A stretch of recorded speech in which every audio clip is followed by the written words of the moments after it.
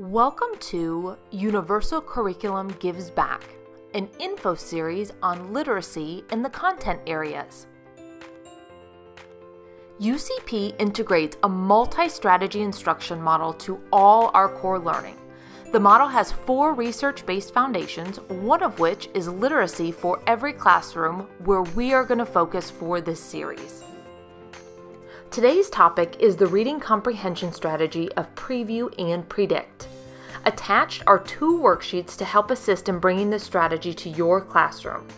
Let's listen to one of our product educators talk about the importance of literacy in the content areas and the impact Preview and Predict can have.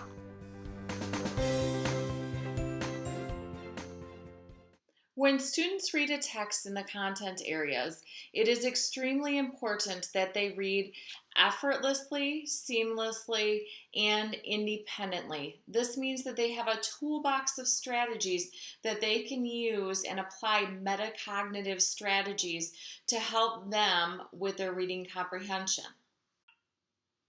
To help students with this toolbox and the metacognitive process, teachers need to use explicit instruction in teaching literacy. This means that a teacher needs to not just model how to use a strategy, but they also need to explain the thinking that occurs while applying this strategy. So the teacher needs to model the entire experience of reading the text and using the strategy while reading.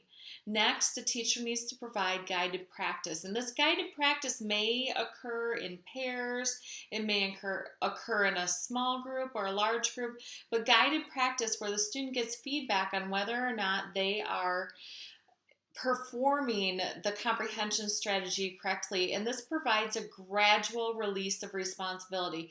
And with this gradual release of responsibility, we are creating those active readers that are able to seamlessly and independently and flexibly apply reading comprehension strategies.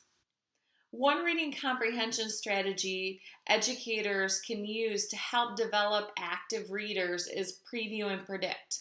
When a teacher uses Preview and Predict with students, students are able to make a connection with the text. In the first step, what students do is they use all of the text features like titles, subtitles, headings, pictures, charts, graphs, and they use all of these features like clues. And they use these clues to predict what they think the text is going to be about or what they might learn when they're reading the text. This helps them to construct a cognitive map. And using this leads to connecting with previous information. And this prediction is able to allow students to apply those active learning strategies, because once they start reading, what they do is they read a little bit and they go, I think that might fit in with my prediction, or I might be off target a little bit. But as students read, they're making those connections and they're engaging with the text.